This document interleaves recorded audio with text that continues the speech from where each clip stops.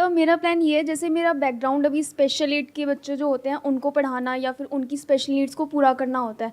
तो अब जैसे तो मैं एक छोटे फर्म में काम कर रही हूँ, लेकिन आगे मैंने सोचा है कि मैं खुद एक क्लिनिक या फिर होम बेस्ड सेंटर खोलूँ, तो it would better for them और फॉर मी टू, बिकॉज मेरे जैसे कनेक्शन जुड़ते जा रहे हैं, तो मैं उनको पर्सनली प्रोवाइड सर्विसेज देना चाहती हूँ। अगर आप अपना ये सेंटर ओपन करते हैं तो उस सेंटर को ओपन करने के लिए कुछ इन्वेस्टमेंट लगेगी? हाँ जी सर। तो वो पैसा है आपके पास में? नहीं।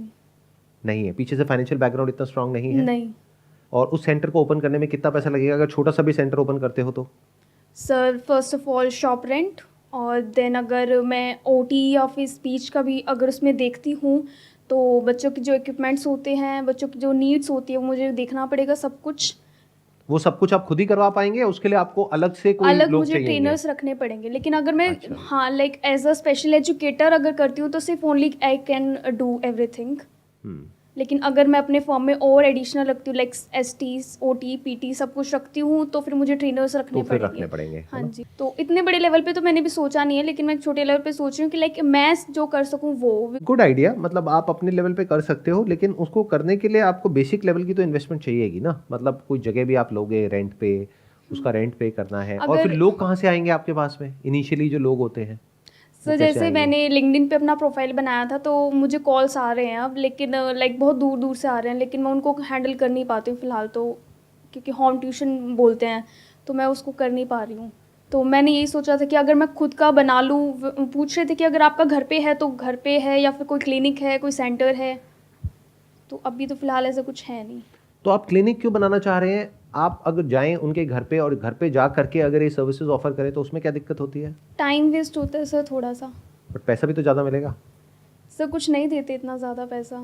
कुछ देते भी होंगे। रेयर चांस होता है, नेगोशिएबल तो हो ही जाता है सर, जितना आप बोलते हैं उतना तो कभी नहीं मिलता। कितना मिलता है? If I am asking like 5000 for one child, छोटी क्लास है, तो नहीं, इतना तो नहीं, इतना तो नहीं, लाइक 3000 तक आ जाते हैं। मेरे साथ हुआ है सर ये। महीने का 3,000? हाँ जी सर। अच्छा, ये बताइए कि इसमें ऐसे भी लोग होंगे जो इस तरह का काम करते हैं और वो ज़्यादा हाँ चार्ज जी, करते हैं हाँ होम जी, हाँ विजिट जी। का। कितना सर, चार्ज करते हैं वो? 7000, 8000, और per hour also like 300 per day, 400 per day, और पीपल देते भी हैं। तो अगर 7-8 हज़ार रुपये वो चार्ज कर रहे हैं और अभी आप फिलहाल जॉब कर रहे हैं, तो अभी कितनी सैलरी अगर आप कंफर्टेबली बताना चाहें तो? 7। 7,000 पर मंथ। उसमें अगर मैं छुट्टी कर लेती हूँ तो वो अलग से कट जाते हैं। तो अभी आप बेसिकली इंटर्न हैं या ट्रेनी हैं? इंटर्न, हाँ sir, as a trainee work कर रही हूँ, एक स्पेशल एजुकेटर है उनके अंडर। और जब आपकी प्रमोशन हो जाएगी यानी कि आप ट्रेनी से मेन एक थेरेपिस्ट में आ जाएंगे तो आपकी कितनी सैलरी हो सर, जाएगी? मैक्स टू मैक्स 20, ये कितने टाइम में हो जाएगा? अगर मैं बीड कर लेती हूँ तो। वो करोगे फिर? हाँ जी। तो वो करने के बाद में आपकी सैलरी 20,000 हो जाएगी। हाँ जी। बीएड में भी कुछ इन्वेस्टमेंट होगी करने में? कितना पैसा लगेगा? 1 सवा लाख इतना लगता है। 1 सवा लाख रुपए वहाँ लगेगा। But that is worth it, क्योंकि आप सीधा 8-10 हज़ार रुपये से बढ़ करके सीधा 20,000 पे पहुँच जाएंगे, राइट? सर, इनफ तो नहीं है ना 20,000। तो एक बात बताइए कि जो ऐसे बच्चे होते हैं, अगर वो किसी वेल ऑफ फैमिली से हैं, यानी उनकी फैमिली अच्छा पे कर सकती है, तब वो कितना पे करते हैं? जैसे मान लो दिल्ली के कुछ बहुत अच्छे एरियाज़ हैं, वहाँ पर कितना पे करते हैं, या फिर मुंबई में कुछ बहुत अच्छे एरियाज़ हैं, वहाँ पर कितना पे करते होंगे? कुछ आइडिया है आपको? सर, एज अ लाइक मेरा सबसे पहले वो क्वालिफिकेशन पूछेंगे कि आपने क्या क्या किया हुआ है, एक्सपीरियंस है। अगर आप कहते हैं मैंने बीएड किया हुआ है और ये डिप्लोमा किया हुआ है और मेरे को इतना एक्सपीरियंस है, मैंने यहाँ काम किया हुआ है, वहाँ काम किया हुआ है, तो मैक्सिमम कितना पे करते हैं? सर, मुझे 500 पर डे।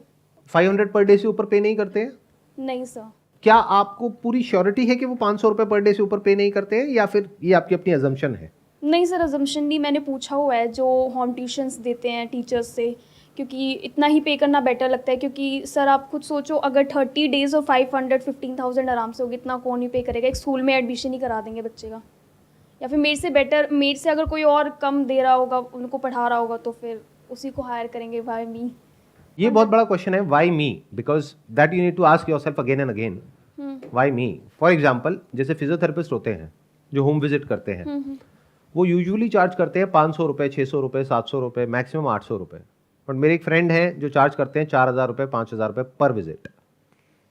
तो पहले तो आपको अपने जो हॉराइजन्स हैं उसको ओपन अप करना है, अपना जो दिमाग है उसको थोड़ा सा खोलो, देखो कि कितना कितना लोग पे कर रहे हैं।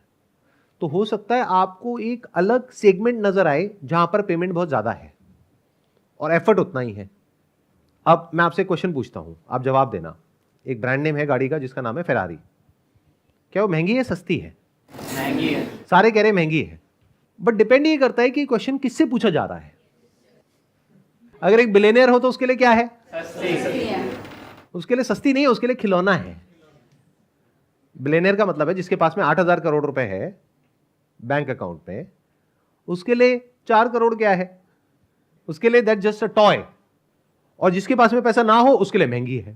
तो ये महंगा और सस्ता कुछ नहीं होता है। सबसे पहले तो इसको समझो, ये बहुत गहरी बात है, but I am not sure आप में से कितने लोग समझ पाओगे कितने नहीं।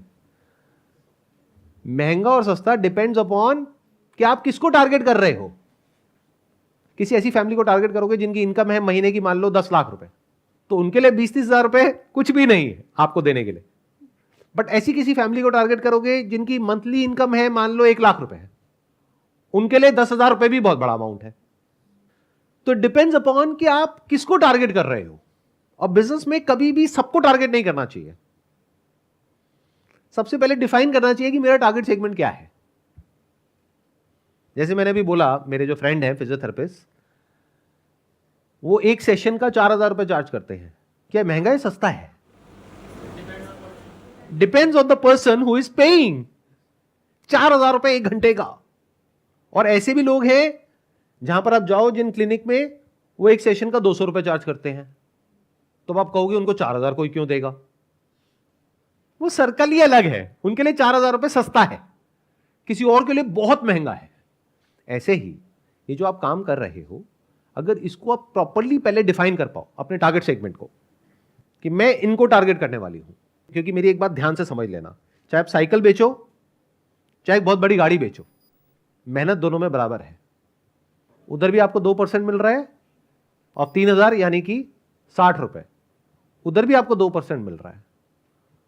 2% of 50 lakh that is 1 lakh. जो साइकिल खरीदने आएगा वो भी 10 तरह के क्वेश्चन पूछेगा, जो गाड़ी खरीदने आएगा वो भी 10 तरह के क्वेश्चन पूछेगा। अगर आप मेरी विजन को समझ पा रहे हो और मैं आपकी जगह हूंगा, तो मैं सबसे पहले क्या करूंगा? सबसे पहले मैं ये सोचूंगा कि किस तरह से मैं उस नेटवर्क में एंटर कर सकूं जिनकी पेइंग कैपेसिटी सबसे ज्यादा है। क्योंकि 500 रुपए सेशन का मतलब क्या हो गया? महीने का 15,000 रुपए। ऐसे अगर आपने मान लो 5 फैमिली से भी ले लिया तो वो हो गया 75,000 रुपए। जो मैंने भी बोला, क्या वो समझ आ रहा है आपको? यहां तक बताइए, क्या समझ आ रहा है? कि इससे बेटर है कि अगर मैं कुछ 10 to 5 फैमिलीज को टारगेट करती हूँ जिनकी फाइनेंशियल कंडीशन बहुत अच्छी है एंड दे कैन पे मी जितना मैं मांगती हूँ उनसे, तो इट्स बेटर कि मैं वो करूँ। तो अब ये कैसे होगा? अब एक नया चैलेंज है यहां पर कि आपको ऐसे लोगों तक पहुंचना है जिनकी पेइंग कैपेसिटी अच्छी हो और प्लस उनको रिक्वायरमेंट भी हो, यानी कि उनके बच्चे को स्पेशल नीड्स के एक ट्रेनर की, टीचर की रिक्वायरमेंट भी हो। तो अब ऐसे लोगों को आप कैसे ढूंढोगे? ऐसे लोगों तक पहुंचोगे कैसे? सर नेटवर्क बिल्ड करने पड़ेंगे। कैसे? सर रिलेटिव्स को बताना पड़ेगा। आई एम सॉरी टू से but it may not work, because आप कह रहे हो मेरे को अपने रिलेटिव्स के थ्रू करना पड़ेगा। I am assuming you are from a middle class background, right? तो आपके जो रिलेटिव्स होंगे वो भी सब मिडिल क्लास हैं, तो वो तो इतना पे नहीं करेंगे। उनके लिए तो 10-15 हज़ार रुपये बहुत बड़ी अमाउंट है। वो तो 3-4 हज़ार रुपये में भी सोच सोच करके पे करेंगे। तो ये तो सही तरीका नहीं हुआ। लिंक्डइन के थ्रू कर सकते हो। हाँ, उस पर मैंने किया हुआ है सर। लिंक्डइन पे आप अपना एक नेटवर्क बना सकते हो। आप ढूंढ सकते हो कि इस तरह के ना कुछ ग्रुप्स बने होंगे, जो बच्चे होते हैं जिनकी स्पेशल नीड्स होती है, उनके अपने ऑनलाइन कुछ ग्रुप्स बने होते हैं। उन ग्रुप्स को जा करके आप ज्वाइन कर सकते हो, उनकी जो क्वेश्चंस होते हैं उनको आंसर कर सकते हो, वहां पे इन्वॉल्व हो सकते हो। तो धीरे धीरे लोग जानने लग जाएंगे। फिर उनको मैसेज कर सकते हो, अपने आप को ऐसे प्रेजेंट करो that you are one of the best in this particular space. अब वो कैसे होगा? आपको देखना होगा इंडिया में और वर्ल्ड वाइड जो लोग इस फील्ड में बेस्ट हैं वो अपने आप को कैसे प्रेजेंट करते हैं। उनकी वेबसाइट होगी, उनकी लिंक्डइन पे कैसी प्रोफाइल है, क्या क्या लिख रखा है, कैसे लिख रखा है, कैसे फोटोग्राफ्स लगाई हुई हैं। आपको वहां पे एक पैटर्न नजर आएगा। जो भी लोग टॉप पे बैठे हैं वो एक तरीके से अपने आप को प्रेजेंट करते हैं। अगर वो आपको समझ आ जाए और उस तरह से आप अपने आप को प्रेजेंट करो तो सामने वाले के माइंड में एक इमेज बनेगी कि आप इस पर्टिकुलर लेवल पे हो। और कुछ आइडिया आ रहा है किसी के माइंड में कि इनको उन लोगों तक कैसे पहुंचेंगे ये, है ना? हाँ, एक बार बताइए, इनको भी माइक दीजिए आगे जो है। हाँ बताइए। Actually, I myself come from a background of psychology, and I would like to give her an insight. Like, there is a foundation named Muskan Foundation, It's, I don't remember the exact name. It's in Malviya Nagar, I guess. So there, people who work there are people with special needs. So all the household chores or anything they are working for their survival, their needs, their necessities, they are the people with special needs. And I think building a community with them, reaching out them, and like parents whose children are with special need, they generally come there. वो आते हैं to see the culture, to see the work they are doing. You can reach out to them on a personal level and you can present yourself in a way that you are best in that field. अब अगर इस तरह की एक foundation है तो एक नहीं होगी, इस तरह की और भी फाउंडेशंस होगी, Yeah. और भी कैफेज होंगे, और भी स्पेसेस होंगी. हाँ, आप कुछ कह रहे हैं, एक बार उनको माइक दीजिए. सर मैं जुड़ी हुई हूँ ऑलरेडी फाउंडेशन से, पहचान द स्ट्रीट. अब इसमें भी आप स्क्रीनिंग करिए, आप देखिए कि पहले जो आपका जो टारगेट सेगमेंट है उससे कौन कनेक्ट हो रहा है. यानी कि जो आपका गोल है वो बिल्कुल क्लियर है हाँ जी. कि मुझे एक सेशन का 500 रुपए से कम में काम नहीं करना है. चाहे मुझे काम छोड़ना पड़े मैं छोड़ दूंगी, लेकिन मैं 500 रुपए से कम में काम नहीं करूंगी. तो इसमें क्या होता है, शुरू में आपको थोड़ी सी दिक्कत आती है. मतलब आसान रास्ता क्या है कि सामने वाले ने बोला कि मैं तो 200 रुपए दूंगा एक सेशन का, महीने का 6000 रुपए, करना है करो, नहीं करना मत करो. आप कहोगे हाँ ठीक है कर लेती हूँ ना, कुछ तो आ ही रहा है, जा क्या रहा है, जॉब तो मैंने वैसी छोड़ दी है, अब 6000 रुपए मेरे को तो चाहिए ना. जहां आपने ये काम किया वहीं आप फंस गए. Because the moment you go to someone else, वो आपसे रिकमेंडेशन मांगेगा कि आप बताओ कि आपने और किस किस के लिए काम किया है. तो आपके पास में कुछ अच्छी रिकमेंडेशंस होनी चाहिए, और वो रिकमेंडेशन जब कोई करेगा तो वो उस लेवल का होना चाहिए. अगर आपने अपना गोल बनाया है कि मेरे को इस लीग में एंटर करना है, तो उससे कम में नहीं जाना. काम शुरू में नहीं करना है. और अगर कर भी रहे हो तो इस तरीके से करना है कि उनको ये बोलना है कि usually I charge 500 rupees for a session, but in your case I charge 400. लेकिन आपसे अगर कोई पूछेगा तो आप यही बोलना कि मैं 500 पे करता हूं. तो आपकी मार्केट खराब नहीं हो रही. Got it? Yes sir. इस तरीके से करके आपको आगे बढ़ना है.